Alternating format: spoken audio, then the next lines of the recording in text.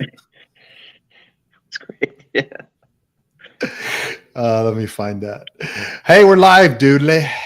Hey. That's what I call my son, Doodly. I don't know why I called you that.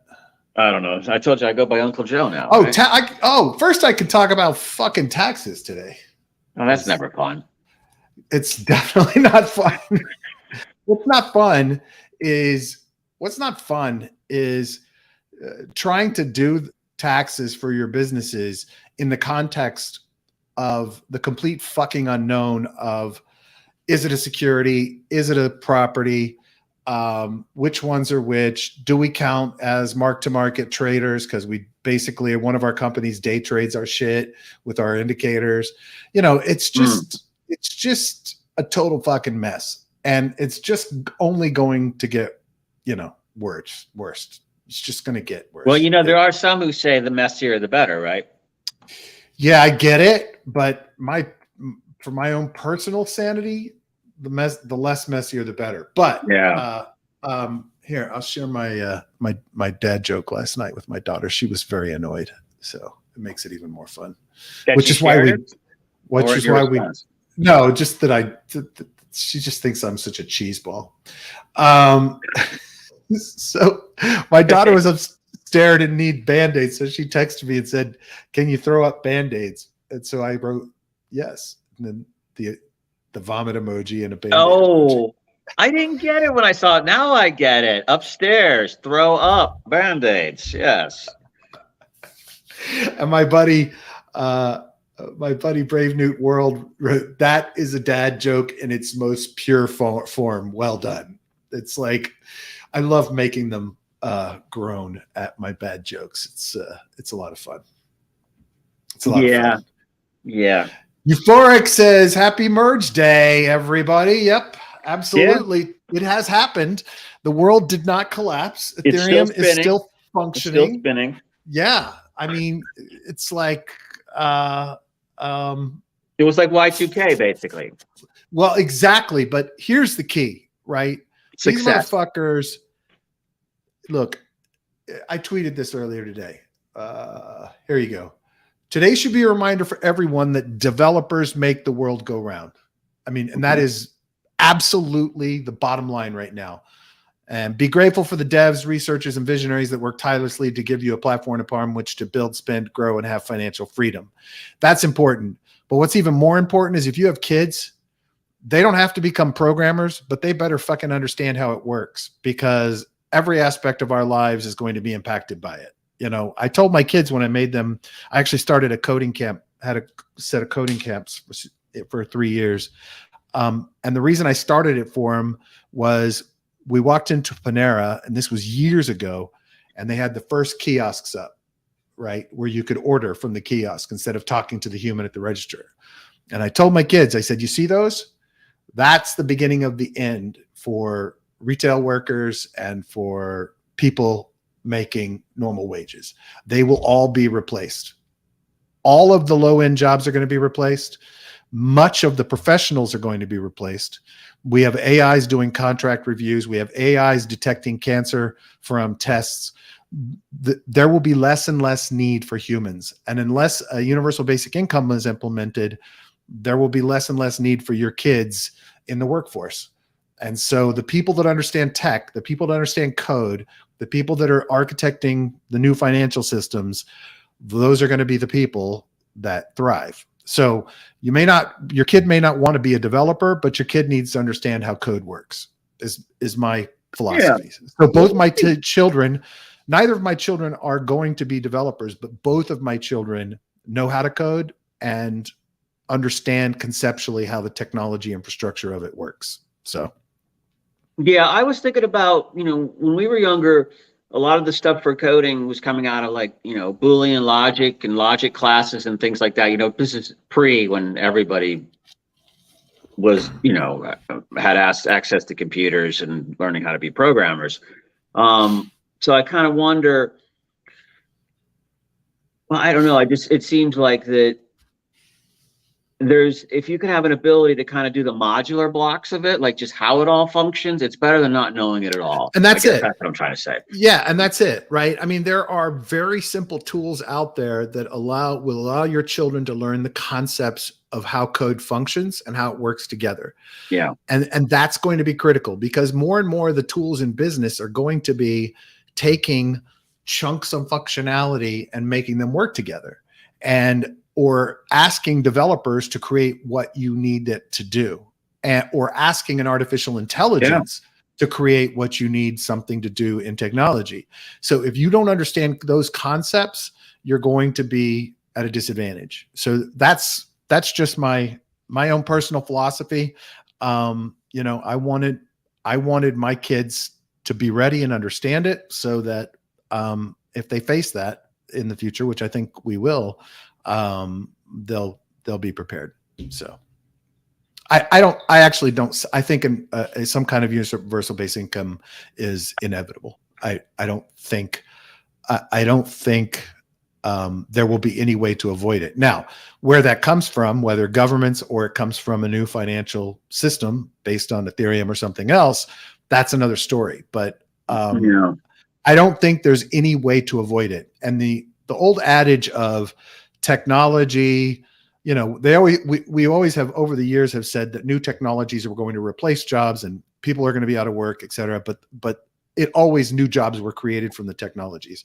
I think we've reached a stage with the technologies that we're going to be the net gain of jobs lost is going to be much greater than jobs created by the tech, because the tech doesn't need humans. So wait, that's right. This might be a bad joke. This is when you announce the fact that you're actually an AI, right? That's it. I was going to say something else. I was going to make another joke, like you were outing yourself, but that might be taken the wrong way by people. So yes, I'm outing myself as an AI. Yes, that's it. Anyway, the other thing to remember is while this development process took a shit ton of time, it was from a testing and planning and research perspective, this was just a thing of beauty. As someone who's managed a lot of developers over the last 26 years, this was a beautifully executed, significant development project. And well, I remember so back impressive. in 2018 when I asked you, I was like, what the hell are they talking about here? And you're like, oh yeah, this. And I'm like, that sounds kind of difficult. And you were like, yeah, it's like changing the engines on a 747 at 32,000 feet. And I was like, oh yeah, so this is going to be ready in a couple of months. Exactly. 4 years later, here we are. But look, success. Yeah, all praise to the Ethereum Foundation, and all of the external developers that contribute to this process, because it's just it was an amazing thing to behold. So just an aside question: what is I heard that the proof of work token was trading at $29. Have you seen a price on that? I haven't seen a price today. It looks like the main proof of work Twitter account got deleted. Oh. So I tweeted yesterday, there is no proof of work for ETH proof of work. There is no proof of work on ETH proof of work. I love it. Yeah. But good. I don't know if let's see if they have it listed. I mean, I gotta believe it's trading. I'm not even sure if it friggin' is live. 2805 on Polynex. Okay. But I wonder if this is still futures trading or if it's the actual tokens. Did the fork happen? I mean, I have no idea.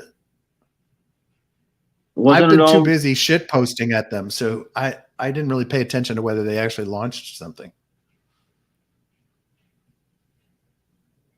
Oh, who was the guy who was touting that? It was whether it actually went live. Was that the guy out of China? What was the guy's name who was touting that? Yeah. The miner, Guo. Yeah. I don't want to sound. Yeah. No, I know. Yeah, I get it. I wasn't trying to. It's still called Ethereum POW on Polynex.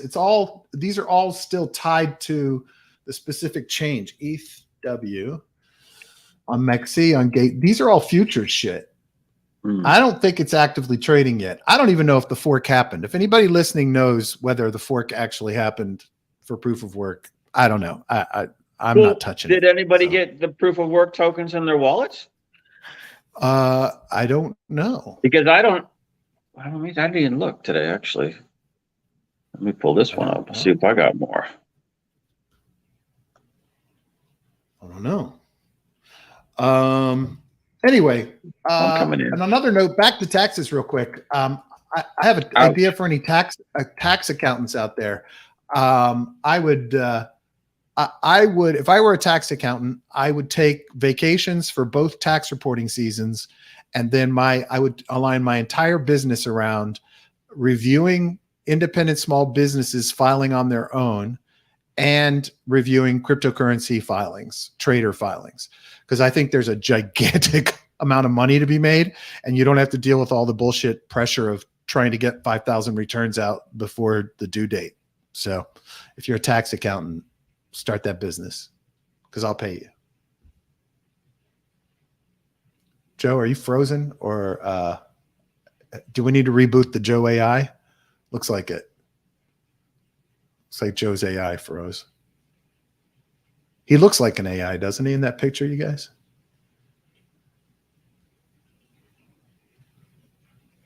Oh, Sean got the ETH POW.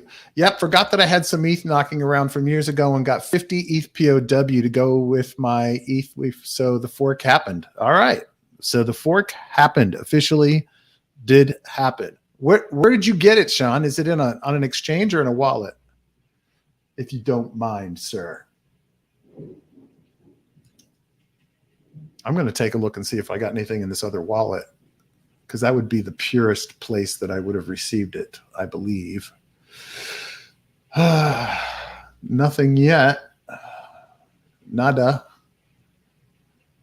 Nada. I don't know if Exodus is supporting it. Oh, Bybit. Yeah, exchange. All right. So I guess the exchanges are doing it. I don't know. I don't have anything on exchanges anymore. I forgot what it's like. So anyway, okay. Well, I don't know if Joe's coming back or not. Look, let's take a look quickly at the markets. BTC under 20,000 at 19,676. ETH down to 1483. So Bitcoin's down 2.42% in the last 24 hours, while ETH is down 6.80% in the last 24 hours. I had no expectations that ETH was going to pump after the merge. Although, you know, it would be nice is if there was like an emotional pump related to it, like there is in the stock market. Hey, did you go reboot your AI? Yeah. Yeah, I did. No, it's same technical problem emerged again. So make sure my phone doesn't overheat today. I thought it was good to go, but I just was going over current prices. ETH's down 6.83% in the last 24 hours, and BTC down 2.42%. I think this is more related to inflation announcements than anything else. I kind of wish there had been like an emotional boost for ETH post merge, but you know that our market's not that sophisticated. Fear and greed's. No, I kind of felt it was. You know, I kind of sell the event. I mean, I just saw. I kind of think people take that run up. It's an excuse. Hey, get out? You know. So I'm not really that surprised. Well, but Sean I think called it yesterday. He said, "Look, you know, the only play." Yesterday he said the only way is down. Right? There is no pump after that's already built in, and just like you said. Yeah, priced in already. So now it has to be the next thing, you know, that drives whatever that is. So you're choppy as fuck, dude. You're choppy. All right, I'll talk slower.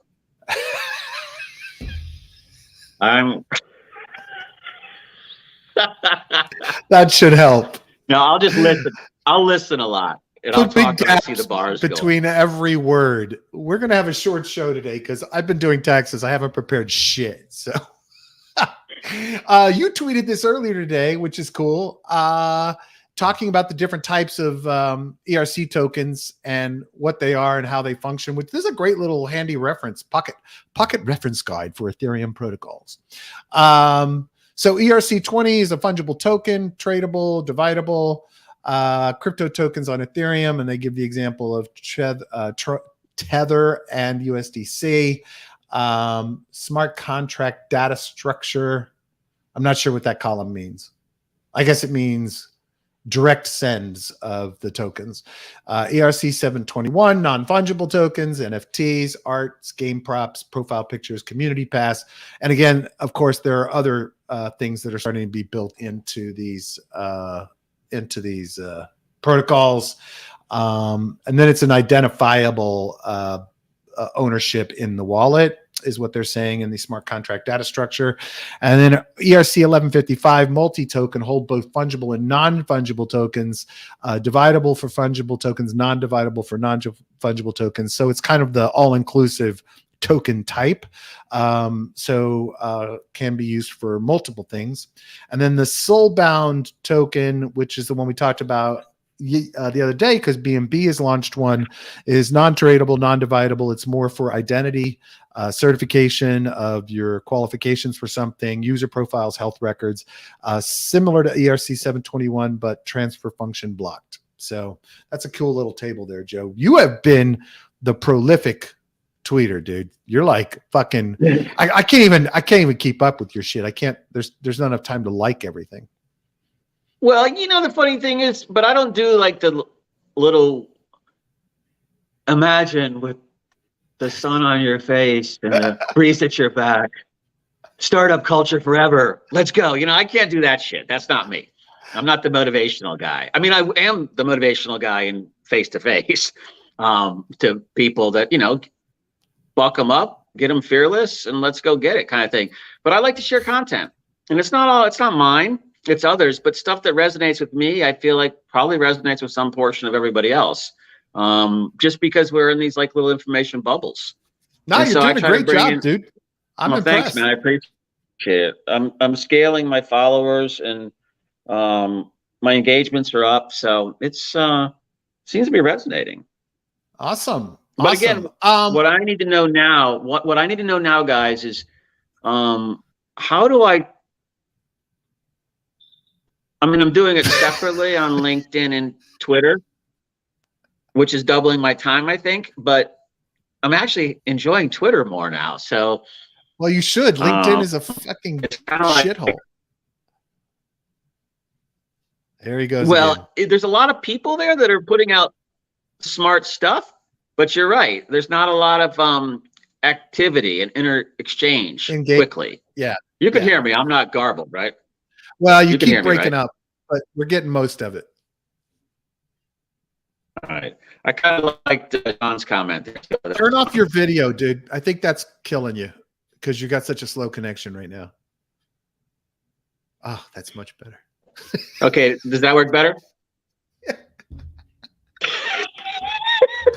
Hello.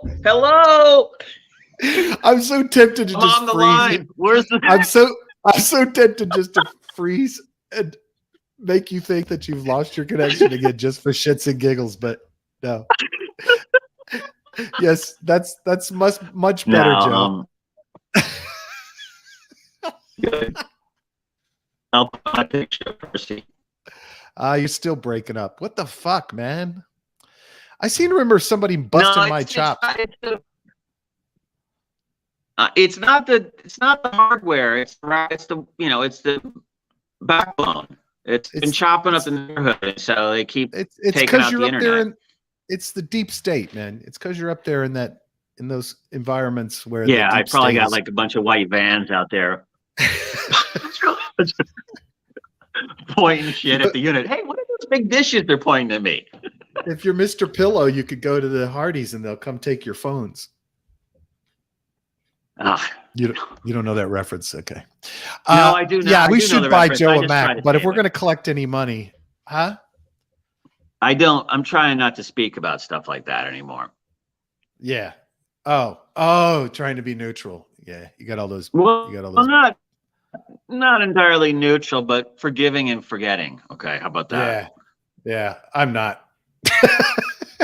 Well, I mean, in the sense of let's move on, let's move on. But Yeah, I agree. clear and Total present shit show. danger. I'm with you. I'm with you. I had a great interview last night, and this is one of those projects that I had never heard of before, but my buddies at Spirit Swap introduced me because they're friends with them, and they've done some work with this project. Really great story. The guy that I interviewed last night, Sam, he's been in the crypto space for only 18 months, but this is back to the quality of developers. He comes from being a developer for embedded systems for healthcare and aviation. So he's a Mac Daddy programmer, right? Very conservative, very careful. His business partner is more, aggressive. We talked about that a bit, and what's that been like balancing out the two. His business partner is a data analyst guy. He's the developer guy. But guys who develop embeddable code for hardware systems for the healthcare industry, that's like top tier shit. Like that's the Mac Daddy of coding quality, right? Like that, or NASA is probably, anyway, they wanted to build a system. They were attempting, prior to kind of getting together and launching this project, they were attempting to manually trade with delta neutral strategies.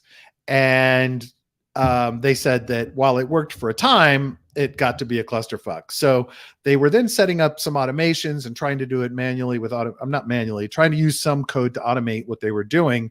And they started to get better and better and better at it. So it's essentially a LP strategy where most of the revenue comes from fees. This is not, your standard yield farming play.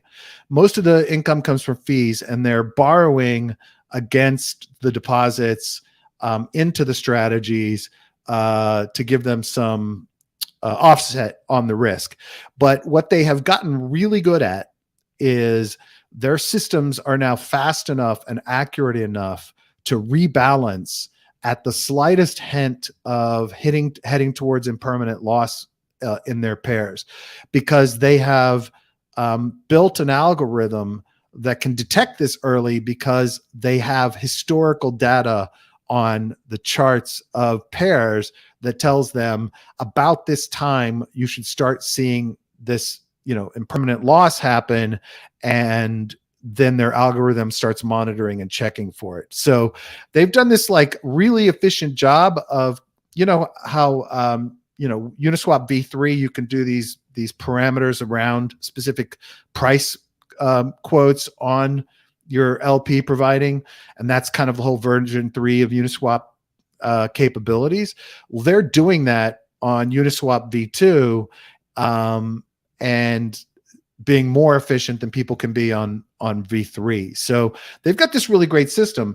At the peak of kind of the DeFi cycle, they were returning 60 to 100% on this delta neutral strategy. Now in the down market, they're at 8.78% on delta neutral USDC and 17.48% on delta neutral ETH. Really, really impressive. I'm going to have that episode out Monday. These guys, I was thoroughly impressed with the caution and care they take with this and how well they've done in iterating on this, the technology they're using behind it, etc. So very impressive. Joe, why are you killing the facial there? There we go, Joe. No, I was just, I was sneezing. Sorry. Oh, sorry. Sorry. Protocol name is RoboVault. So it's robo-vault.com. The primary action on this is on Avalanche. They recently moved from Phantom, and they needed the speed of an L1, an alternative L1. So Eamon says, what's the protocol name? Really, really, like I said, impressive team. robo-vault.com.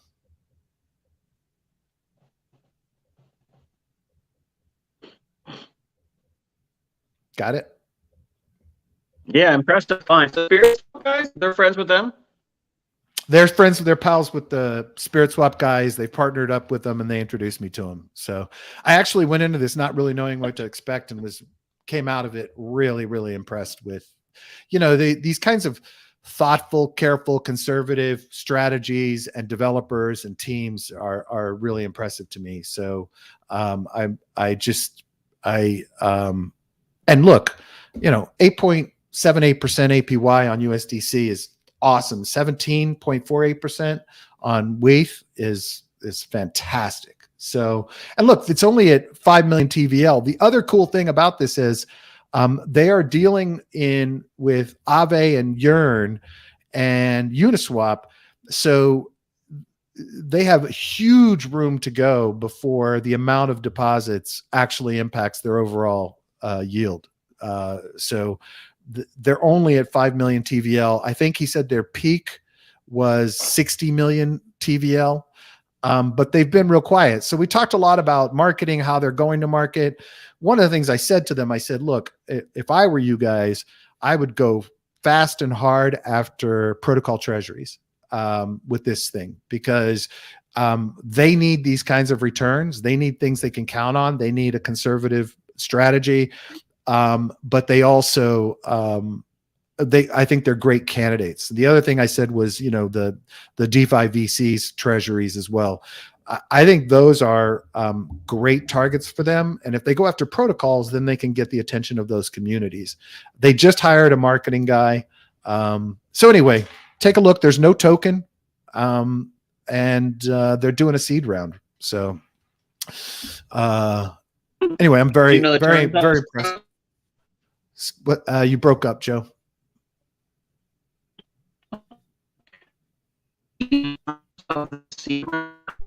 Yeah, you're all Mr. Roboto on us, dude. Sorry. So anyway, check out Robo-Vault. Episode comes out Monday. Impressive team, impressive project, and I like that they keep it simple and are focused on their back-end capabilities instead of adding too much shit to their protocol. Joe sent this over. The army Putin spent decades building has been largely destroyed in Ukraine, and Russia's strategic defeat could threaten his regime. I did hear this morning on this topic, by the way, that there's more and more unrest around this war in Russia, more people speaking out, which can be deadly for you if you're an oil executive, or if you speak out against Putin, his strategies, you could end up choking to death. And then I just saw that in the most recent offensive by Ukraine, they captured more equipment in the last week or two of this whole offensive, counteroffensive, than they have been given by us and the Europeans throughout the entire war. So although the equipment may not be great because it's Russian equipment and hasn't been maintained, and graft and corruption have meant that their shit hasn't been kept up and their soldiers can't eat, I think Ukraine is really well positioned to win this one. The strike was averted that was going to shut down commuter and freight in the United States on the train systems. That could have had a massive impact economically. So glad to see that was averted at the last minute. Why do we have this open? Miston Labs raises. Oh, Miston Labs is the SUI blockchain. So raised $300 million from Binance Labs, Coinbase Ventures, Circle Ventures, Lightspeed Ventures at a $2 billion valuation. So this is going to obviously ratchet up tension on SUI, their blockchain, and they use the Move development language, which protects traders and protocols supposedly better than EVM systems we have today. Of course, it also requires developers to learn something completely new. It means that projects can't be moved over that are EVM compatible, but that kind of investment at that level from these names means that they have a plan to, you would think, have a plan to move forward. Getting a $2 billion valuation this early is pretty astronomical. So we'll see how they do. Lots of data coming out lately on Steppen and how kind of it's ended up very similar to other play to earn strategies in the space, and that the model is broken, as many people predicted it would happen. That, you know, you can only maintain that frenzy for so long, and then everything kind of collapses under it because people want to get out with what they've made. And Steppen has a bit of a mess there. You know, the Project Walk-in that I'm involved with has built out and is building out all kinds of really cool shit to keep people in the wallet and earning, including DeFi functionality, and that's coming soon from them. But look, I think Steppen can recover, but they're going to have to change the way the model functions. But this is a nice thread by Masari on what's possible for them coming up. Hey, Joe. Hey, buddy. You with us? You calling in on the landline? I'm trying to be. He's got the AOL Most of the people dial-up probably never going. heard that noise before, right? No, it's Eamon just a said mess. about, I got like 4 bars, but it's just not doing it. Yeah, Eamon said about RoboVault, sweet protocol, though, going to take a look at their vaults. Get the poor man a Mac. Yeah, Nice. I don't think it's going to solve his problems, but we should get him a Mac. But his problems are besides his problems the last couple of days are bandwidth and not computers. So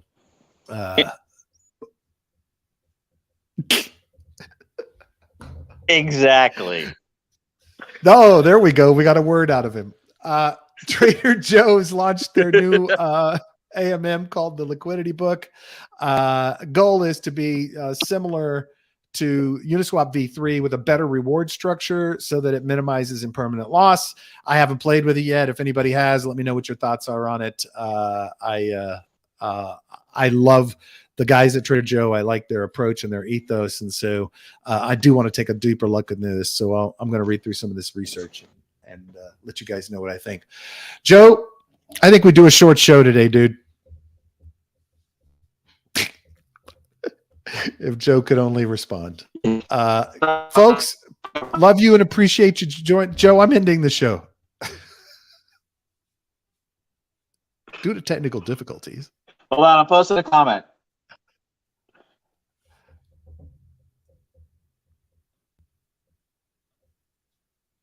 You're posting a comment. Oh, he said sorry, all. All right, folks. Thank you very much for your time today. Sorry for the kind of abbreviated, chaotic show. Appreciate all of you, Eamon, Sean, Niblitz, and Euphoric for taking part today. And please, if you get a moment, rate and review us on Apple Podcasts. I'm going to keep repeating it every day until every single one of you has, but love you and appreciate you for paying attention and listening and watching and talking about the show. Please don't forget to hit our Reddit up. I'd love for everybody to join there and provide their feedback and thoughts and comments on the news of the day and what we're doing on the show, et cetera, et cetera. Appreciate you. Thank you very much. I'm going to go back to my taxes. I hope everyone has a fantastic day. And tomorrow, I promise we won't have as quite a big a train wreck as we do today. Everybody have a great day. Joe, if you can hear me, yep. I hope you have a lovely afternoon. Oh, yeah. If Joe. everybody could just, if anybody could just spam Comcast and tell them I'm pissed off, I'd really appreciate that. Okay. All right, buddy. Have a good one. But Talk to you guys we'll be later. Good tomorrow. Yeah, sorry everyone. We'll be good tomorrow. All right, man. Be safe. Bye-bye. Bye-bye.